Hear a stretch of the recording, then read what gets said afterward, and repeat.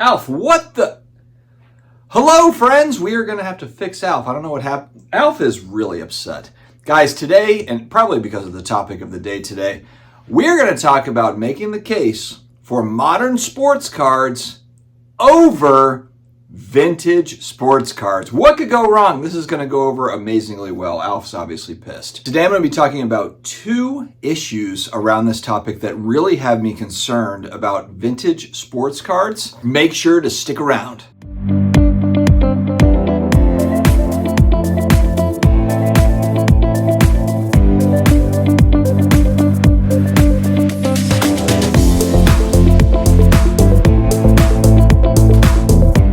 What's going on, sports card hobby family? Alf under the weather today. Frank, stop it.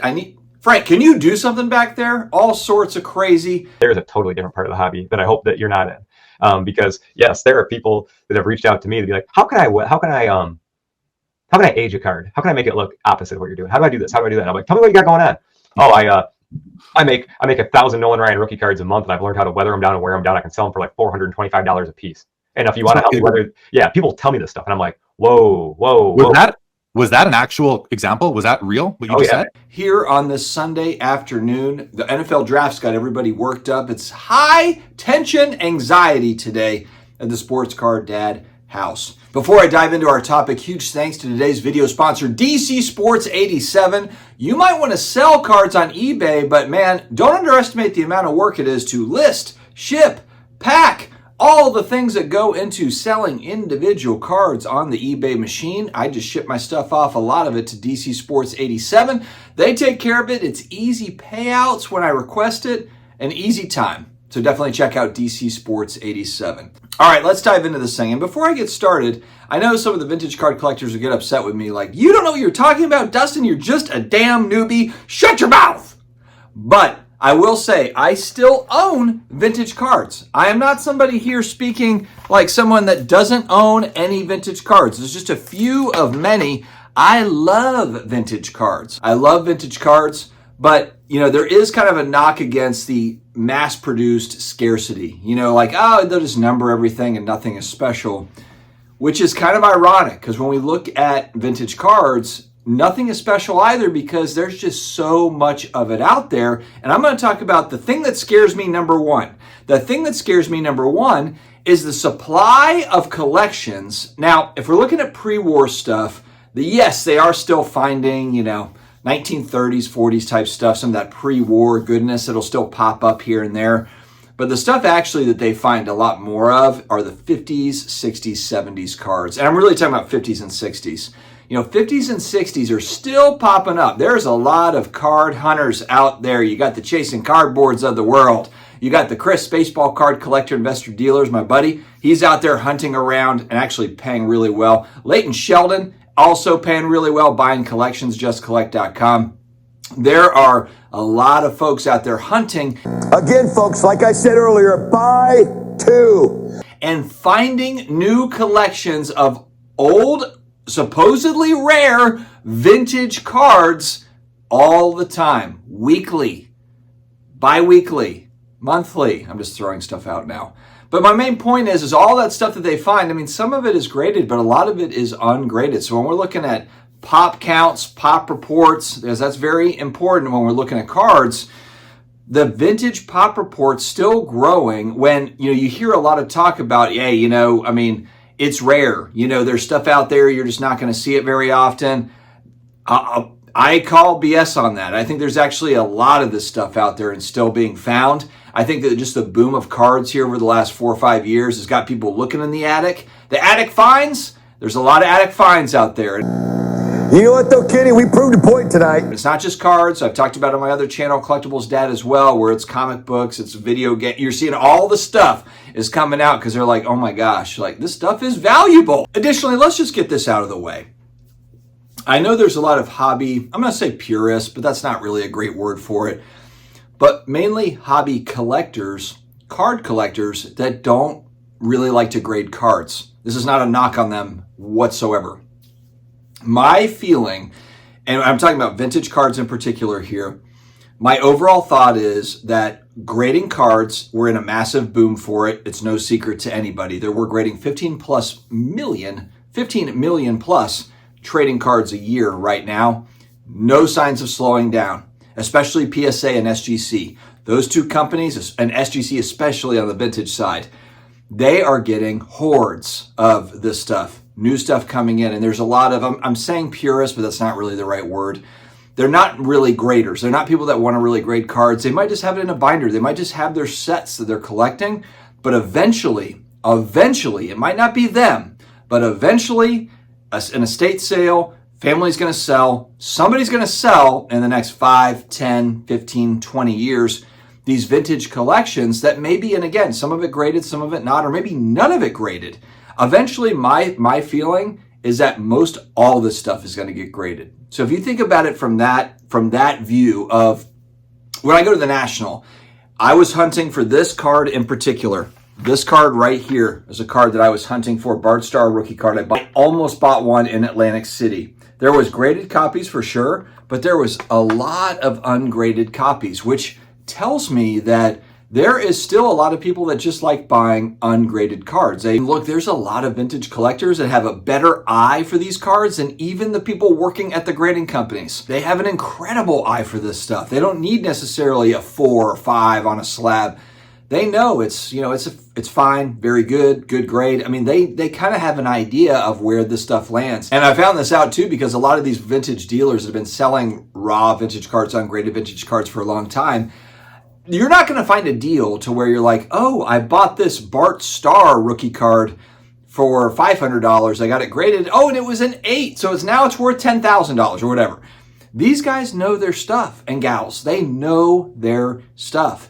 But eventually, like I'm saying here, I just think that eventually, just like in comic books, just like in a lot of these other collectible spaces, people are going to grade these eventually. So even if you're a dealer that's like not really a grader, that's not my thing, my clientele, not into it. My feeling, and again, it's just a prediction, is that most of the ungraded stuff eventually gets graded. And a lot of the collection hunters out there, they're grading this stuff. They're finding it ungraded, they're making a deal on it, they're grading it up, and that's part of kind of that premium. People will pay a premium because here's the other part. There's fakes, there's replicas. And if you want to help me, people tell me this stuff, and I'm like, whoa.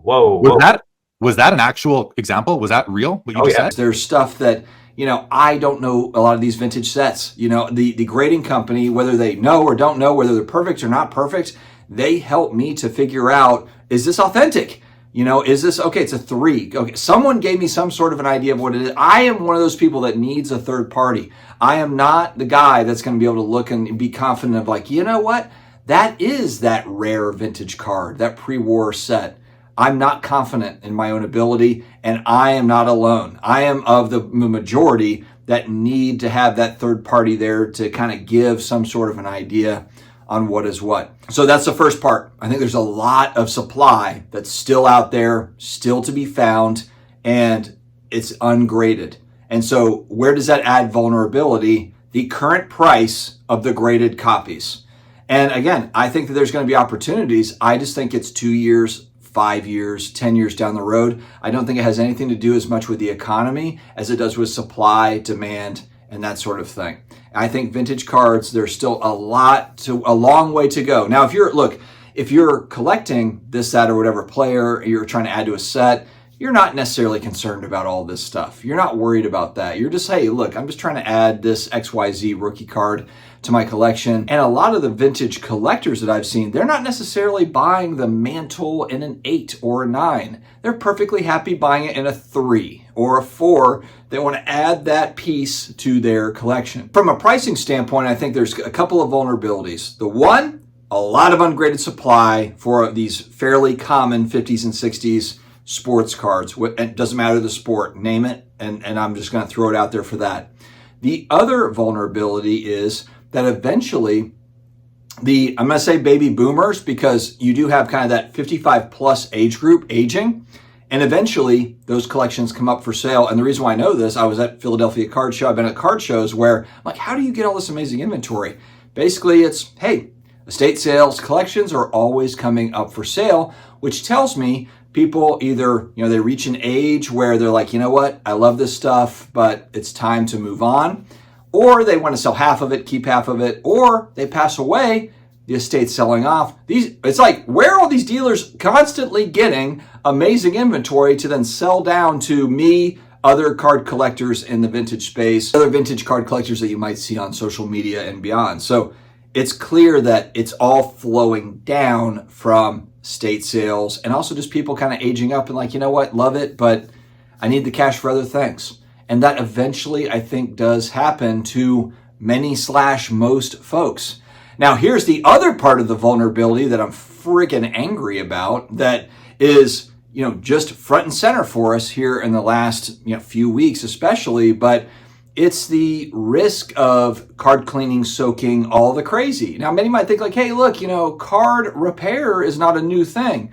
Yeah, but I guess for me, being a naive idiot, didn't realize the scale that we were talking about.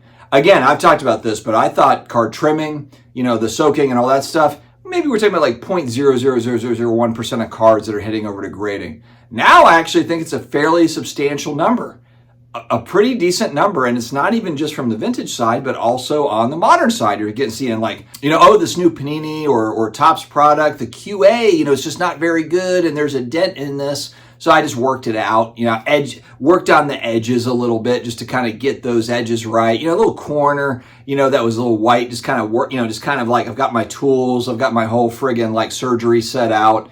I can't tell you how much that I'm turned off by that whole bit. I've talked about it ad nauseum here. We recently had PSA decertified, whatever, discontinued, whatever, deserted, these cards because they got the old soak job.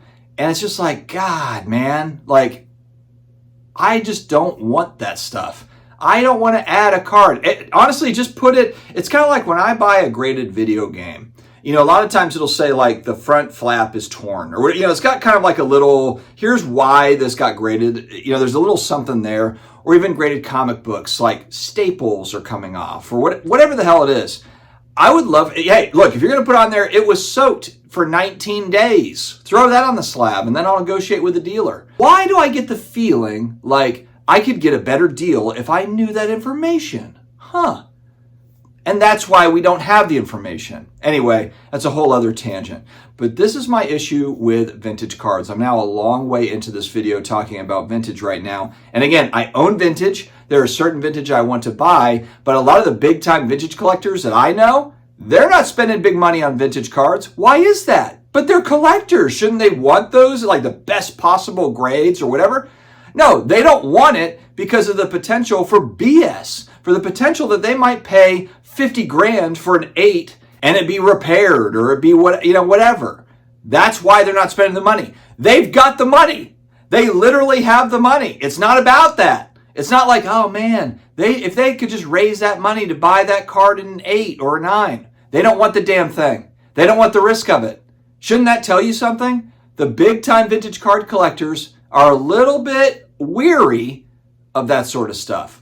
Now, again, I think if you know provenance, if you have kind of some background on some stuff, there's exceptions to this. I know there's certain vintage collections that just come out like, hey, recently found, we know the story behind this collection. It hasn't been through 30 different dealers' hands in the last 10, 15, 20 years. So there's probably not any weirdness done to it. So, you can kind of protect yourself in certain ways with high grade vintage for sure. But these are all thoughts. These are all things that I think as me, we're spending money in the space. You're buying cards you want to hold over a period of time. This is all relevant information. It's extremely relevant these days, which takes me over to modern cards. A lot of the same risk supply. You can still dunk and, you can all fix this or that or whatever. But at least with manufactured scarcity, you know how many were made. So even if, it's numbered out of 25, even if 20 of them have been altered or repaired or some stupidness in some way, at least you have an idea of how many were made. And then also you can compare that to the checklist of, okay, there's also numbered out of 50, 100, 199. You can kind of get an idea of, all right, I know what I'm dealing with here. Whereas with vintage, it's a giant guessing game. It's a giant guessing game as to what survived and in what grade did it survive And then in what grade did they actually earn that grade, or was it screwed with to get that grade? So the case for modern cards, now again, the part you can just take right off the top is that modern players are not going to work out. But Tom Brady would be considered a modern card. 2000. That's a modern card. His rookie cards come out of 2000. Drew Brees, my guy, 2001. He's my New Orleans Saints, GOAT, that I collect, 2001. So I have an idea of kind of what is what out there, what sets are important, what cards are important, print runs, and that sort of thing. So although not necessarily as organic as, hey, they just made this many going back in time, and then they were collected, and some survived and some didn't, there's also less, to me, in my mind, there's less chance of manipulation or less risk associated because I can compare. If it's numbered out of 10, I can compare the ones I see against other ones, but I know they made 10 of those. And again, you might be able to say like, they backdoored a copy here, a copy there. Sure, fine. But I think what we really, for me personally, I'm looking into 2024 has been like, what's actually rare? What cards are actually rare? Now, where I will give credit to a lot of vintage collectors is they're able to find rare sets and different things out there that the average Joe mainstream person is not aware of. So they might be buying rare stuff inexpensively just because it doesn't have the mainstream appeal, media attention as 52 tops, let's say. So there is rare stuff in vintage that can be found. I will give credit where it's due, obviously. I want to make sure I point that out. But at least with modern, it comes out, it's numbered, okay, fine. The athlete probably won't work out. Let's not say maybe, because probably won't work out. Let's say 95 out of 100 won't, and then 5 out of 100 are going to be, the Tom Brady's or the Mahomes or the LeBrons or whoever it's going to be. It's probably a smaller percentage than that. But modern cards at least give you that numbering system so that you know. The base cards are not numbered, but the base cards, you're not paying huge money for. That's where it went absolutely out of control when you go back to the pandemic. When you have Luka Doncic Prism base rookie cards that are clearly not rare and they're not numbered and they're selling for big money, that's obviously where you've got kind of a crazy market going on. But in today's normal-ish market of sports cards, it's definitely a lot easier to navigate. The problem, though, in today's world is, and I think it started really 2020 and beyond, now we just have too many parallels on modern cards. But if you go back in time, especially like on Panini products, whether it be Flawless or Prism, actually a channel that's done a great job of talking about print runs and parallel numbers and that sort of thing. Simon 466 Cards has done videos on this that I've referenced on my channel, where he's talking about kind of flawless print runs versus Prism, the different parallels and that sort of thing. Because I think that stuff is really important. And so for the players that do work out, that have worked out, that where there's a little less risk, there are modern players still that you got the career there, so you can kind of analyze it the same as you would a vintage player 50 years ago. There are, I think, opportunities to kind of see what's what. And so modern numbered cards gives you the idea of that. But again, I'll go back. I had a commenter say 20, he always makes fun of me like, you're the dumbest when it comes to cards and buying cards and that sort of thing. And then he also said, my favorite set is 2020 Select Football. And I just kind of laughed a little because 2020 Select Football is really where they ruined Select. I love the aesthetic of the set. I like how the set looks. But this is a person that thinks that I'm an idiot as far as just kind of like what I buy and values and that sort of thing. 2020 Select is where they really ruined, football Select. Before that, it was hobby only. 2020 Select went to retail, and then, here we are. But it's always fun to debate cards, to debate sets and genres and that sort of thing. Again, I'll say it before I kind of round out the video. I own vintage cards. I love the history of vintage cards. I know for a lot of people, it's not necessarily about buying to like sell in the future. You're not necessarily worried about values and that sort of thing. And so this is not any sort of a knock in that particular way. I guess I'm just sharing kind of the things that concern me when I buy a vintage card. And I think that they're valid. I hear a lot, frankly, too much of the, it's okay to buy vintage because it's safe. Vintage is always safe. Well, I don't agree with you. I don't agree that vintage is always safe. I think that vintage can go down. I think there's a ton of ungraded supply there that's just waiting to get graded. And guess what? When those populations, they double, they triple, quadruple, that rare thing that you might have had, maybe it's not as rare anymore. So it's just things to think about. But anyway, friends, stay healthy, stay awesome, and I will talk to you again later.